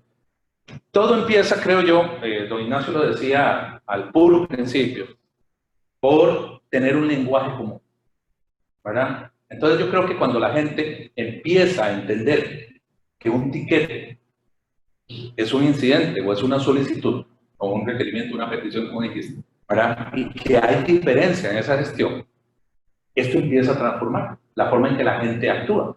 Cuando usted empieza a entender que una solicitud de cambio no es burocracia, no es majadería, sino que es autoprotegerse, ¿verdad? Que ahí yo me aseguro de que tomé las precauciones mínimas para hacer ese cambio y entiendo que eso me ayuda a mí mismo, empieza la transformación. Y esto yo lo he vivido, yo lo he visto, donde la gente pasa de una visión burocrática o de cumplimiento y empieza a obtener valor para eso. De hecho, el caso, muy resumido, estaba en una compañía que tenía estas prácticas maduras, metidas en el ADN de la gente. Esa compañía fue comprada por otra compañía que no tenía nada de esto. Y la nueva compañía dice, eso es pérdida de tiempo y plata. Esas reuniones, toda reunión se tiene que eliminar, usted sabe lo que tiene que hacer, y si lo hace mal, lo despido. Y esa es la cultura de la empresa. Los 2 primeros años, el choque, el ajuste cultural fue terrible, y adivinen qué prevaleció. Las buenas prácticas. Más bien influyó en la empresa compradora, ¿verdad? Porque estaba tan metido en el ADN que ya no era un tema de esto lo hago por cumplir, no, es porque le di la utilidad. Ahora, tiene que tener esa visión de gobierno, ¿verdad? De que nosotros no solo estamos haciendo sistemas, o estamos aquí para soportar el ERP, no es eso, estamos para crear valor. Y cuando esa creación de valor no está clara, ¿verdad? Básicamente vos te enfocas en productos. Aquí está la aplicación. No sé si sirve para lo que tiene que servir, pero ahí está funcionando. Muy bien. ¿Algún otro comentario? No sé si tenemos tiempo para una pregunta más. En la audiencia, allá, de la gente que está conectada.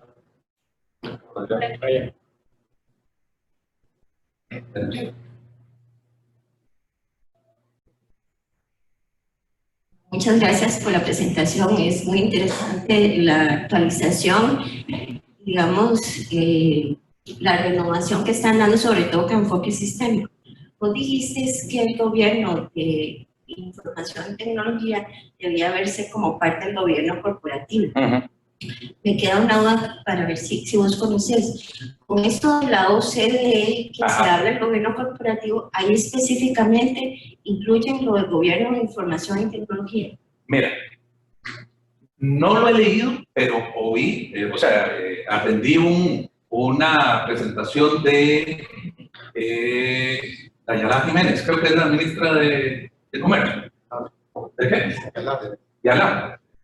Donde decía que eso, que sí, que forma que este concepto, digamos, del uso de las tecnologías de información está inmerso en el gobierno corporativo, como parte de las buenas prácticas de la OCDE.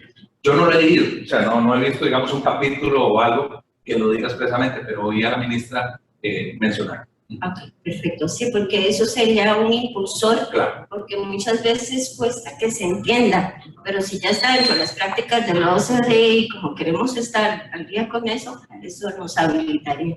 Claro. Ok, gracias. Igual, muchas gracias por el resumen.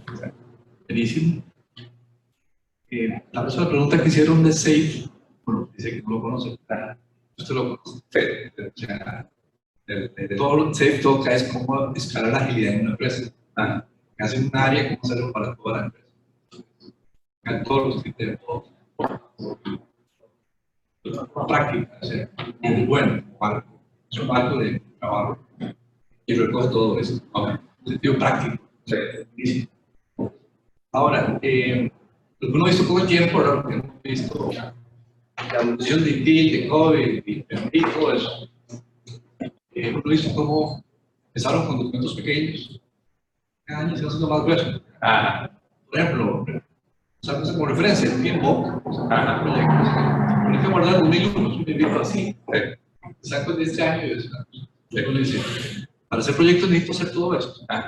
Y lo que uno ve ahora, con lo que usted nos refresca, el 4, no, sí, todo eso es necesario, pero solo cojarlo y ocupa. ¿Verdad? Entonces, eso es muy importante, eso es lo que nos llama la flexibilidad, porque he visto en la evolución de este tiempo personas muy disciplinadas, que han estudiado, se han certificado, y como buenos, digamos, discípulos, vienen y defienden en lo que se certificaron hace 10 años. Sí. Cuando vienen estas cosas, como que les mueven el piso. Sí. Pero ya no es lo que yo decía, y éramos disciplinados. Yo creo que esa balanza que se habla ahí hay que tenerla. Los extremos, ¿verdad? Son malos. Ser flexibles, tener normas, flexibles, tener normas. Y al final todo se relaciona. En sí mismo todo es un sistema. Entonces, probablemente esos reglamentos que hablan que son terribles, 4 cosas que uno haga ya que está cumpliendo con el 80%. Entonces, hay que ser llevarlo, ¿no? Incluso interesante, los conozco a ustedes, ¿verdad? Ahí, incluso interesante que ya me empezaron a pasar, que yo formo parte de un grupo evaluador de todas las publicaciones de ITIL, entonces ya me empezaron a pasar las nuevas prácticas, gestión de incidentes, y ahora hace eso. Ahora empieza a ser así. Entonces ya el control de cambios, ¿verdad? Más específico, más sustancioso, y se enfoca en lo que realmente da valor sin tener que leer un montón de cosas, sí, entendiendo que nuevamente no es una isla, que hay cosas anteriores que ya te hicieron entradas que no tienes que volver a validar. O sea, ya la entrada viene de una práctica que la generó, ¿verdad? Entonces, muy interesante. Bueno, Melvin. Muchas gracias. Muchas gracias, Melvin. Gracias.